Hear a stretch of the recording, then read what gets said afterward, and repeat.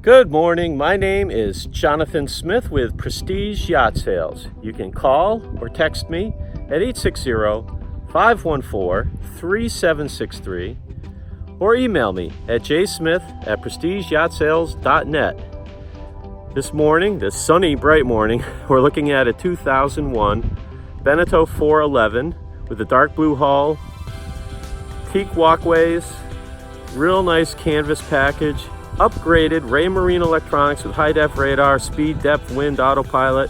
This boat does have a bow thruster, has in-mast furling, roller furling Genoa. Hey, let's go take a closer look, and be sure to reach out to me if you have any questions or would like to set up a showing of this nice boat in Noank, Connecticut. Look at the outside of the 411, Dolce Vita. And just so you know, this boat was all gripped 2 years ago. While we're looking here, look at the cool canvas package. You've got the connector that's translucent. There's extra wings that go onto the Dodger, not shown. You've got in-mast furling, roller furling Genoa. The running rigging's all in great shape. I don't know if you can see those lines. Got a Danforth style anchor, 16 kilograms. There is a windlass. Schaefer roller furling. And here's the starboard side. Real shiny, looks good. This boat does have the teak walkways. It's in decent shape, a little thin, just right where you step out of the cockpit onto the deck. But other than that, the teak decks are in good shape. Yeah, you can see those top sides shine. It's pretty good. Electronics at the helm have been upgraded with a full suite of Raymarine units. Here we have a hybrid touch. Appears to be the 9-inch display. The wind instrument. Multi-function display here does speed, trip, and depth. And then here's our autopilot control. And the radar's been upgraded as well. And it's mounted on the backstay right here. There's our Raymarine high-def radar, so it's the new digital high-def stuff that uses a lot less energy. The original Furuno radar is still up on the mast. Peak walkways, and they're in decent shape. It's only thin. Right where you step out of the cockpit to walk forward, you can see a few of the screws showing right there, but otherwise I walked it and all the bungs are in place. Everywhere else, it's gone to its natural silver color, which is fine for it. The silver protects it from the UV.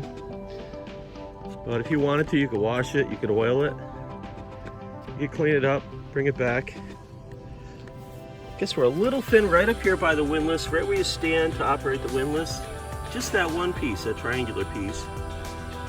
3 out of the 4 bungs are missing there.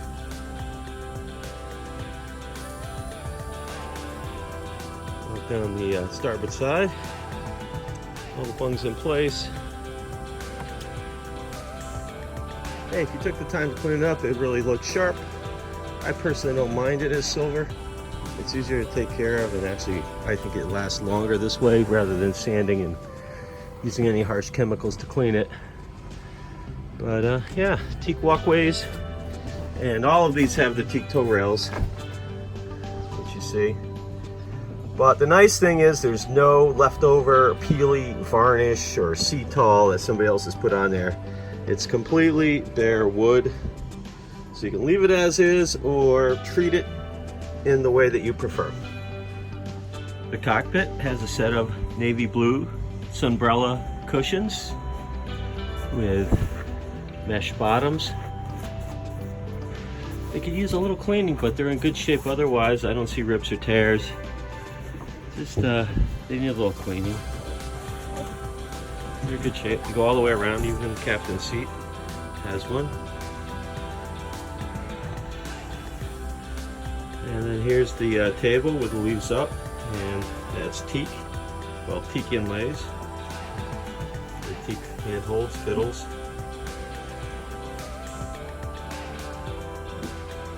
Let's take a look at the canvas package here in the cockpit.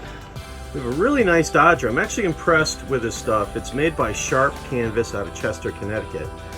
And while the isinglass all around is getting a little cloudy and could probably use some updating, but I mean it's certainly serviceable the way it is. But you could improve it by replacing that isinglass if you wanted to. But otherwise, it's a really nice set of canvas. This Dodger is well made. The material they've used is a Sunbrella material, but it's like rubber on the bottom or waterproof material on the inside. So it's just not pure canvas, it's a dual layer stuff. It looks to be in really terrific condition, other than that clear isinglass needing cleaning or replacing. And the fill piece is also clear, you can see right here. So you get the protection, but you don't lose the visibility. Pretty cool. And there is a window, you can see a little crack in that. That's what I mean. This part of it's getting a little tired, but you can see your sail from the helm. And then down below there's some extension wings that zip on to the back of the Dodger, and they connect outboard to the back of the bimini frame, giving you even more protection if you need it. Right now it's not on, it's sitting down below. And those pieces look to be in really good shape because they're not used as often. So nice canvas package. Could use a little bit to bring it back up to be a, an 8 or 9 out of 10. I would call it a 6 or 7 right now, just because the cloudiness of some of that isinglass. But those new panels could get sewn in there pretty easily. This boat does have davits.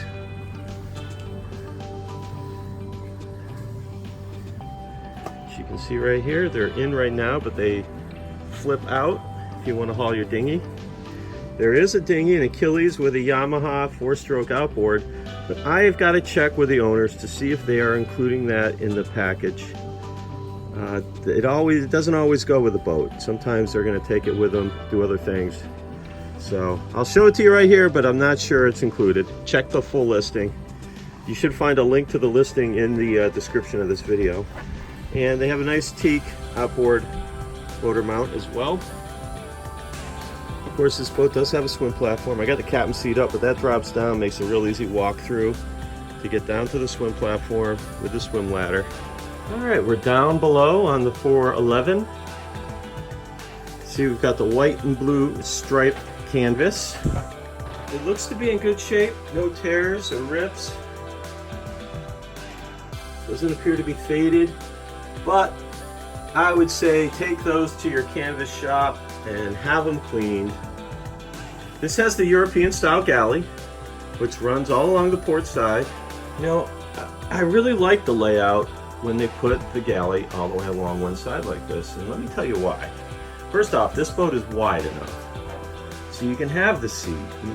On a smaller boat, if you want to seat more people, well, then you have to have the bench all the way on one side. But on a bigger, wider boat like this, you don't need to, so that opens up all this room. So if you like entertaining, you like a nice galley, it's really great. And then you also can lean right against the back of that for stability. But then also look at this light. You've got 2 windows right there. It makes it really bright. You've got an opening port there right above the stove, another opening hatch right there above the sink. So it's actually a nice place. So if you do enjoy spending time in the galley, I think it's a terrific setup. It also makes it real easy to pass things over to your table for entertaining, and dirty dishes right back. So I think it's a pretty good layout if the boat is big enough to allow for it, and this one is. We walk forward, we have a nice, you call it owner suite up here with a Pullman style berth to starboard, changing bench settee to port with your own head.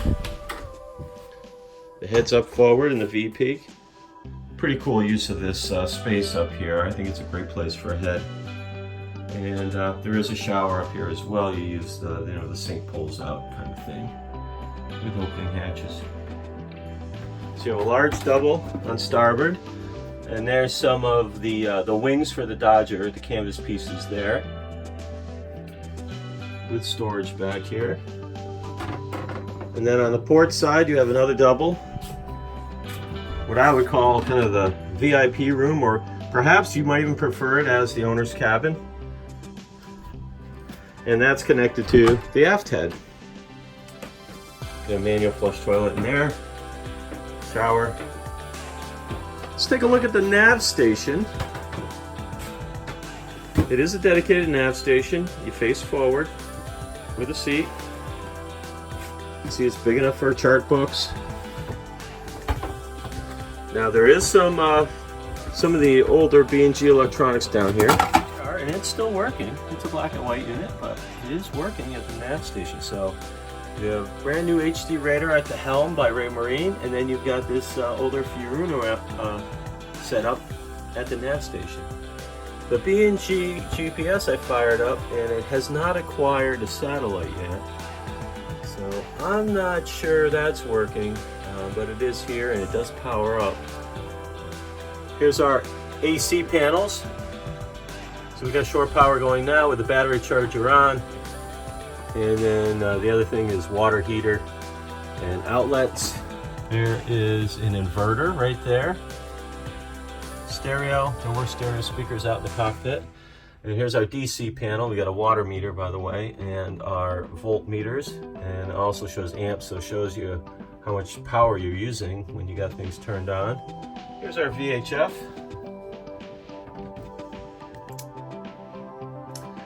No air conditioning or reverse cycle heat on this boat. You know, there's a couple weekends, if you're down on the weekend, it can be pretty hot when you're at the dock. Usually if you're on a mooring or on the anchor, it's not an issue, you know, around here in the Northeast. However, it's always nice to get a small dehumidifier. And when you're at the dock, plug in the dehumidifier when you're not here, it dries everything out. Or even if you are here, it dries everything out. So those couple hot weekends where you wish you had AC, just fire up the dehumidifier and dry the air out in here, and you'll be a lot more comfortable for a lot less money than air conditioning. All right, let's look at the Volvo engine. First off, the stairway opens right up, gives you access, and usually there's a gas strut there, but it's missing, so it needs to be added because I'm holding it up by my hand right now. But the engine looks really clean. You can tell it's, I don't see any rust or corrosion. It looks really good. I do not know the hours on this engine. The LCD display at the helm, at the control unit for it, flickered, but it did not come on. And that's very common for, you know, not only Volvos, but Yanmar engines.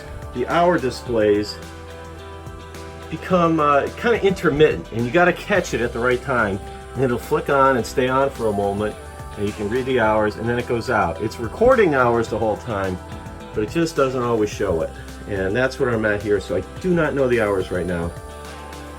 Thank you for taking a look at this 2001 Beneteau 411 with me, located in Noank, Connecticut.